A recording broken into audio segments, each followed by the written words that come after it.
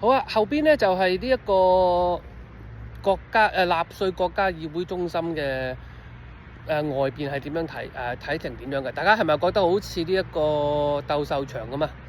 佢當時起咧就係要仿照羅馬嘅，因為咧德國人咧就好崇拜羅馬嘅文明嘅，咁所以咧覺得希特勒咧當年都覺得要起一個規模更大嘅、更有象徵性意義嘅世界奇蹟。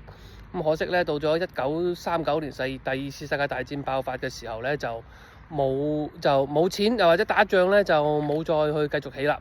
咁但係依然都係睇到當年嘅宏偉啊！咁後邊咧而家變成一個大家睇到嘅地方咧，就係一個紀念館啦。咁大家如果有時間嚟咧，可以睇下當時呢一個納粹國家呢個集會嘅時候，黨代表大會嘅時候嘅一啲珍貴嘅歷史片段啊，一啲文件留低啊，咁警醒一下世人當時嘅呢一個對世界人類嘅影響，同埋呢個發動第二次世界大戰。咁啊，大家可以睇呢個二戰嘅歷史啊。如果要感受到一部分咧，就一定要嚟紐倫堡。拜拜。